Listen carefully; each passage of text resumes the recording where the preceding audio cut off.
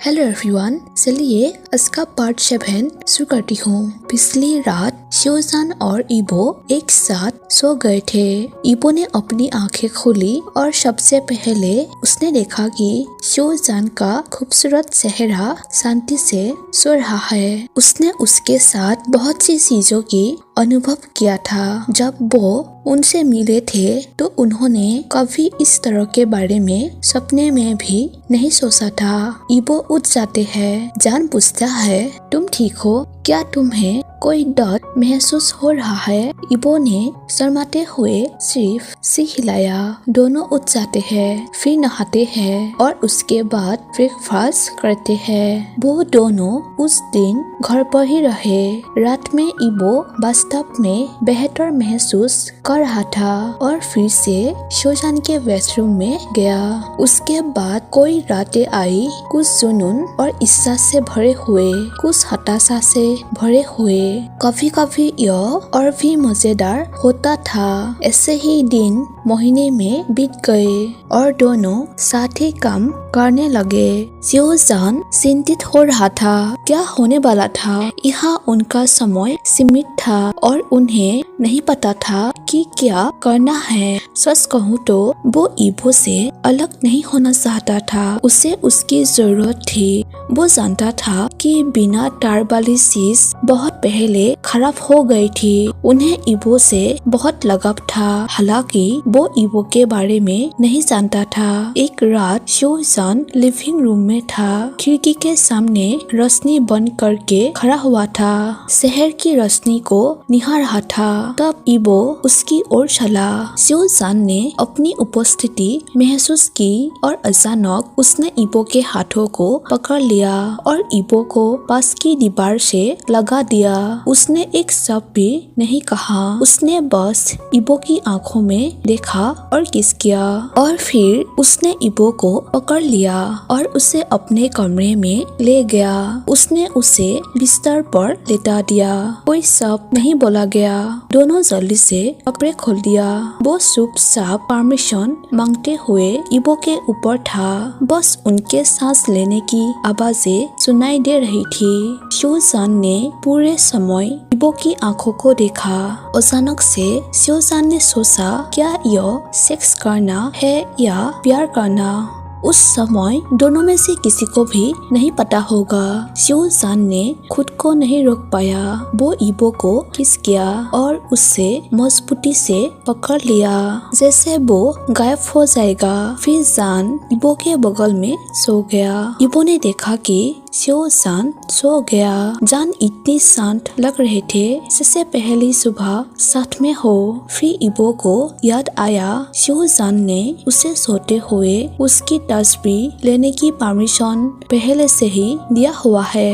यह एकदम सही मौका लग रहा था। शिवजान को परेशान न करने के लिए सावधानी से वो उठा और अपने कमरे में जाकर शिवजान ने उसे जो फोन दिया था उसे वापस ले लिया। उसने अपने नाइट स्टैंड पर गोल्डन फोन पाया। उसे लेकर वो वापस शिवजान के कमरे में चला गया। शिवजान आराम से सो रहा था। वो बहुत सुंदर दिख रहे थे, इसीलिए इबो ने इसे अपने सुनहरे अवसर के रूप में देखा। सावधानी से उन्होंने बेस्ट शॉट की तलाश की। जब वो संतुष्ट हो गया तो आखिरकार उसने तस्वीर ले ली। इबो ने शिवजान के सामने घुटने टेक दिया और धीरे धीरे और कोमलता से चेहरे को सहलाया और उसका माथा पर किस किया। फिर वो शिवजान से बुदबुदाया, मुझे माफ कर दो, मैंने तुम्हारे भरोसे को धोखा दिया है। मुझे बहुत खेद है, मैंने इसके लिए कोई योजना नहीं बनाई थी। उसकी आवाज टूट गई। वो आंसुओं के कगार पर था। उसने जारी रखा, I am sorry my love, मुझे तुमसे प्यार हो गया है। उसने फिर से सोई हुई आकृति को देखा। मैं तुम्हें बहुत प्यार करता हूँ, यह दर्द होता है। ऐसे कहकर वो उठा और बिस्तर के बगल में गया, लाइट बंद की और शिवजान के पास लेट गया। उसने आंखें बंद कर ली। बेडरूम में साए अंधेरे के बीच में शिवजान ने अपनी आंखें खोली। उन्होंने एक ही समय में इतनी अधिक खुशी और पूरी तरह से भयभीत महसूस नहीं किया था। वो ईबो को दुनिया की किसी भी चीज से ज्यादा अपने साथ रखना चाहता था, लेकिन इसका मतलब यह होगा कि ईबो को उसके साथ चाइना वापस जाने की जरूरत थी, और वो श्योर नहीं था कि यंग पर्सन इस समय यही चाहता है। उन्हें ईबो की इच्छाओं को ध्यान में रखना था। शिवजान को पता भी नहीं चला उस प्रश्न को कैसे प्रिपेयर करे। उन्हें कोई बातों का ध्यान रखना था। यदि ईबो उसके साथ वापस चला जाता है तो वो वहाँ क्या करता? ईबो स्टडी कर सकता है। जान उसे क्या देगा? सिर्फ उसका बॉडी। ईबो किस हैसियत से उनके साथ रहेंगे? उसका बॉयफ्रेंड नहीं। क्या वो उसे देने में सक्षम था? क्या शिवजान कम से कम अपने फैमिली के पास ईबो को वो स्थान देने के लिए आएगा जिसके वो हकदार थे? क्या वो महिला को पसंद करने का ढोंग करना बंद करने में सक्षम था? इसी हंगामे के बीच उनके फोन की घंटी बजी। यह उनके फ्यूचर पार्टनर में से एक था। ऐसा लग रहा था कि एक न्यू इन्वेस्टर से मिलने का अपॉर्चुनिटी प्रिपेयर किया गया है। वो शिवजान को मेट्रोपॉलिटन म्यूजियम ऑफ आर्ट में एक बहुत ही फॉर्मल बेनिफिट के लिए इनवाइट कर रहा था। उन्होंने एक्सेप्ट किया क्योंकि यह काम से रिलेटेड था, बल्कि इसीलिए भी कि उन्हें अपने दिमाग को विचलित करने की जरूरत थी। अचानक से किया गया कार्यक्रम आज रात का था, इसीलिए उसने अपने लिए एक टक्सीडो लिया और तैयार हो गया। ईबो समझ गया कि यह काम से रिलेटेड था। शिवजान ने उसे घर पर रहने के लिए कहा था, क्योंकि उसका बिजनेस पार्टनर उसे लेने के लिए ड्राइवर भेज रहा था। शिवजान उस टक्सीडो में बहुत सुंदर लग रहा था। ईबो को उसे वो देना था। आंतरिक रूप से वो बहुत आसान था, क्योंकि अन्य लोग उसे देखेंगे। अंत में समय आ गया और ड्राइवर बिल्डिंग के सामने शिवजान का इंतजार कर रहा था। जान ने ईबो का सामना किया और पूछा, मैं कैसा देख रहा हूँ? ईबो बुदबुदाया, बिल्कुल सही। शिवजान ने पूछा, क्या? ईबो ने जवाब दिया, तुम बिल्कुल सही दिखते हो। जान ने उसकी ओर कोमल आंखों से देखा। इसके बाद उन्होंने ईबो के माथे पर किस किया। फिर शिवजान बाहर चला गया और उसका ड्राइवर उसे उसकी बिल्डिंग तक ले गया। इस बीच ईबो अपने अंतिम समय के बारे में गंभीरता से सोच रहा था। वो शिवजान से प्यार करता था। वो उसके प्यार में था। क्या होगा वो करता है? वो वास्तव में क्या चाहता था? उन्होंने इसका उत्तर आसानी से खोज लिया। वो चाहता था कि शिवजान उसे वापस प्यार करे। वो प्यार सच्चा और अनकंडीशनल लव चाहता था। वो जानता था कि इसका हकदार है, क्योंकि शिवजान के लिए उसका प्यार ऐसा ही था। लेकिन क्या वो शिवजान से उसकी भावनाओं के बारे में पूछेगा? उसने ऐसा नहीं सोचा था। वो इतना डर गया था कि कहीं उसकी भावनाओं का बदला ना ले लिया जाए। शिवजान कार्यक्रम स्थल पर पहुंचे और जल्दी से अपने साथी का पता लगा लिया। पोटेंशियल इन्वेस्टर अभी तक नहीं आया था। पार्टी बोरिंग थी और उसके स्वाद के लिए बहुत फॉर्मल थी, लेकिन वो पहले से ही इस तरह के इवेंट्स का अभ्यस्त था। यह एक पेड इवेंट था, इसीलिए उसने जल्दी से अपने साथी से पूछा कि क्या वो अपने ससुरे भाई के लिए टिकट खरीद सकता है। वो सब कुछ स्मूथली चला और जल्द ही ईबो के लिए एक टिकट तैयार था। शिवजान ने अपना फोन लिया जिसमें केवल इबो का नंबर रजिस्टर था और इबो को कॉल किया। इबो ने जल्दी से रिसीव कर लिया। शियोजान कहता है, क्या तुम एक बोरिंग पार्टी में भाग लेना चाहते हो? इबो पूछता है, क्या तुम्हारे साथ? जान कहता है, वे सब वो टक्सीडर पहन लो जो तुम्हारे अलमारी में है, कार ले लो और आ जाओ। तुम्हारे टिकट का पेड हो चुका है और वो तुम्हारा इंतजार कर रहा है। इबो कहता है, ठीक है, तुम्हें जल्द ही मिलते हैं। इबो मुस्कुराया। शियोजान पागल था, लेकिन वो उस पागलपन से प्यार करता था। वो जल्दी से नहा धोकर तैयार होने के लिए अपने कमरे में चला गया। फिर कार में गया और वहाँ पहुँच गया। उसका टिकट प्रवेश द्वार पर था, जैसे शियोजान ने उसे बताया था, इसीलिए अंदर जाने में कोई दिक्कत नहीं हुई। वो शियोजान की तलाश में बहुत विचलित था, इसीलिए उसने एक इबो को सीधे उसकी ओर चलते हुए नहीं देखा। उस आदमी ने उसे चौंकाते हुए उसकी पीठ को छुआ और कहा, अच्छा लग रहा है। इबो, तुम यहाँ क्या कर रहे हो? इबो ने अपना चेहरा घुमाया और पाया कि सेंजू हैरान भाव से उसकी ओर देख रहा है। इबो हैरान रह गया, इसीलिए उसने तुरंत कोई जवाब नहीं दिया। सेंजू ने जारी रखा, क्या तुम्हें काम नहीं करना चाहिए? अंत में इबो ने जवाब दिया, मैं हूँ। सेंजू ने जवाब दिया, सच में? एक पार्टी में एक टक्सीडोर पहने हुए कितना अच्छा है। इबो ने जवाब दिया, मेरा बॉस कुछ भूल गया था, मैं उसे उसके पास लाया था। इसी बीच शियोजान की नजर इबो पर पड़ी। उसने पूरे एक्सचेंज को चिंतित देखा। वो आदमी कौन था? इबो उससे क्यों बात कर रहा था? वो इतना घबराया हुआ क्यों लग रहा था? जान के मन में यही सवाल थे। वो जिस कन्वर्सेशन में था उसे छोड़ नहीं सकता था, इसीलिए उसे उन सभी बातों को जानने के लिए वेट करनी होगी। उसी समय इबो की आंखों ने शियोजान को ढूंढ लिया। उन्होंने 1 मिनट के लिए एक दूसरे को देखता रहा। सेंजू ने इबो को शियोजान के तरफ इशारा करते हुए पूछा, वो तुम्हारा बॉस है? इबो ने हाँ में जवाब दिया। सेंजू ने कहा, वो बहुत हैंडसम है। इबो ने अपने दोस्त को देखने के लिए तेजी से अपना सिर हिलाया। सेंजू पूछता है, क्या मैं झूठ बोल रहा हूँ? इबो ने सिर्फ अपने सिर से नहीं कहा।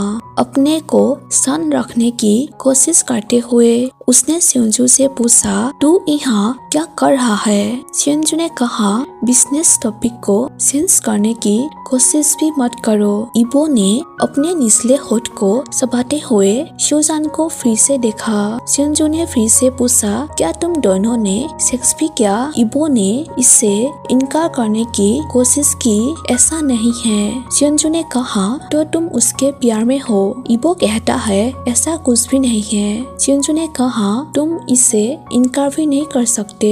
इबो पूछता है, क्यों? तुम ऐसा क्यों पूछ रहे हो? सेंजू कहता है, क्योंकि तुम उसे ऐसे देखते हो जैसे वो वही था जिसने सन को आसमान पर लटकाया और सूरज को प्रज्वलित किया। मेरे दोस्त, हालांकि मैं तुम्हारे स्वाद को आलोचना नहीं कर सकता। इबो ने कहा, चुप रहो। इबो को डर था कि शियोजान सुन सकता है। सेंजू इबो को नजरअंदाज कर रहा था, जबकि शियोजान को गहनता से देख रहा था। फिर सेंजू ने कहा, ऐसा लगता है कि वो तुमसे बेहतर नहीं है। वो पूछता है, तुम्हारी किस बारे में बोलने की इच्छा थी? सेंजू कहता है, वो मुझे ऐसा दिखता है जैसे वो सोच रहा हो कि मुझे कैसे मारना है। इबो बुदबुदाया, प्लीज चुप रहो। शियोजान खुद को माफ कर सका और तुरंत इबो के पास गया। वो उम्मीद के साथ इबो और सेंजू के सामने खड़ा था। मिस्टर शियो, इबो ने चुप्पी तोड़ी, क्या मैं आपको मिस्टर सेंजू किम से मिलवा सकता हूँ? वो उस कंपनी में पार्टनर है जिसके लिए मैं काम करता हूँ। शियोजान ने थोड़ा सा झुकते हुए कहा, आपसे मिलकर अच्छा लगा और अपना हाथ आगे बढ़ाया। चेंजू ने अपना हाथ हिलाया और इबो से बात की। तुमने मुझे चोट पहुंचाई इबो, तुमने उसे नहीं बताया कि हम एक दूसरे को पर्सनली जानते हैं। शिवजान गुस्से में था। जेलस उसे खा रही थी। यह आदमी इबो को कैसे जानता था? वो इबो के लिए क्या था? उनकी भावनाओं ने नियंत्रण से बाहर होने की धमकी दी। इबो ने आखिरकार आंखें नीचे करते हुए कहा, वो बचपन से ही मेरा दोस्त है। हमारे डैड बिजनेस पार्टनर और लाइफ लॉन्ग फ्रेंड है। चिंजू ने कहा, हाँ मैं भी लॉन्ग लाइफ फ्रेंड हूँ। यह एक खुशी का अवसर है। तुम्हारे पास अब मुझसे मिलने का समय नहीं है। सेल्फी के बारे में क्या? चिंजू ने इबो के कंधे पर हाथ रखते हुए कहा। शिवजान और इबो स्ट्रीट हो गए। चेंजू अपना सेलफोन निकालने के लिए आगे बढ़ा और इबो के साथ तस्वीर ली। चेंजू ने कहा, अब तुम दोनों। इबो कुछ कहने ही वाले थे तभी शिवजान ने उन्हें कमर से पकड़ लिया और कहते हुए एक तस्वीर के लिए पकड़ लिया। जरूर, प्लीज मेरे सेलफोन का यूज करो। और उसने अपना फोन सौंप दिया। चेंजू ने तस्वीर ली जहाँ शिवजान और इबो कैमरे की बजाय एक दूसरे को देख रहे थे। चेंजू ने तुरंत सेलफोन वापस नहीं किया। इसके बजाय उनसे कांटेक्ट लिस्ट में इबो का नाम खोजा और उसे तस्वीर भेज दी। फिर शिवजान का फोन वापस दे दिया गया। शिवजान उसे ले गया और फिर चेंजू ने कहा, ठीक है मिस्टर शिव, आपसे मिलकर बहुत अच्छा लगा। मुझे आशा है कि यह आखिरी बार नहीं है। हम एक दूसरे से फिर मिलेंगे। और फिर उसने इबो से कहा, इबो एक अजनबी मत बनो। और आगे की हलचल के बिना उसने उन्हें छोड़ दिया। वो कुछ देर चुप रहे। अंत में शिवजान ने इबो से कहा, तुम बहुत सुंदर लग रहे हो।